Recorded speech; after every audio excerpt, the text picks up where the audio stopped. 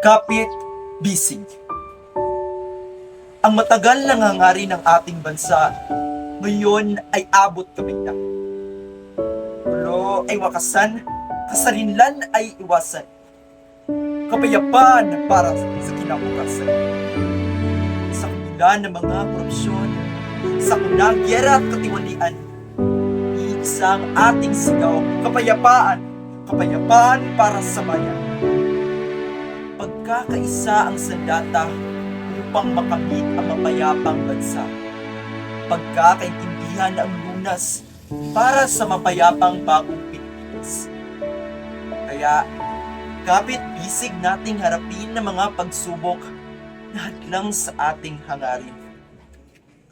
May mga munting tinig na naghahangad ng kapayapaan upang hindi masira ang kanilang kinabukasan.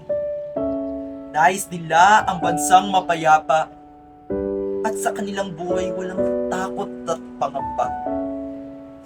Hangad natin ng kapayapaan para sa ating bansa.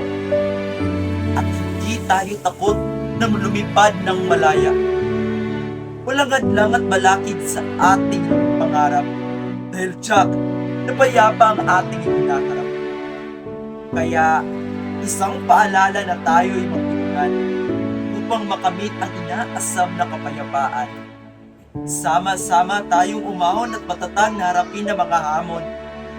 Iba-iba man ang ating pananaw, ngunit iisa ang ating mithiin na maging payapa ang bansa natin.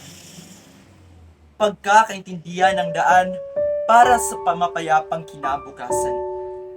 Kaya, bilang Pilipino ay isusulong ko ang kapayapaan para sa mahal kong inang bayan.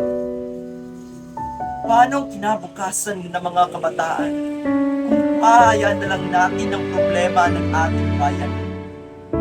Paano na lang ang susunod na henerasyon kung ang hinaharap nila ay puno ng gulo at tensyon? Kaya, umamon ka at tayo ay magkaisa. Sama-sama nating baguhin ang masalimuot na mundo na siyang humahadlang sa mga pangarap mo. Sintaas man ang bundok, ang mga balakid na kinakaharap mo. Sa kabila nito ay may mapayapang kinabukasang naghihintay sa iyo. Upang makamit ito, gawin natin ang tama at maging isang mabuting kapwa. Kaya, hiling naming mga kabataan, kasalin lang ay wakasan. Panahon na upang isulong ang kapayapaan. Panahon na upang buksan ang ating diwa at isipan. Sa ating bansa, kapayapaan ang tanging kailangan. Bilang isang Pilipino, hangad mo ang mapayapang mundo. Tahimik at mapayapang bayan. Dahas ay hindi kailangan. Pagkakaintindihan lamang ang tanging paraan. Panahon na upang magtulungan at pagkakaisang tanging kailangan. Sama-sama nating abutin ang mapayapang bukas.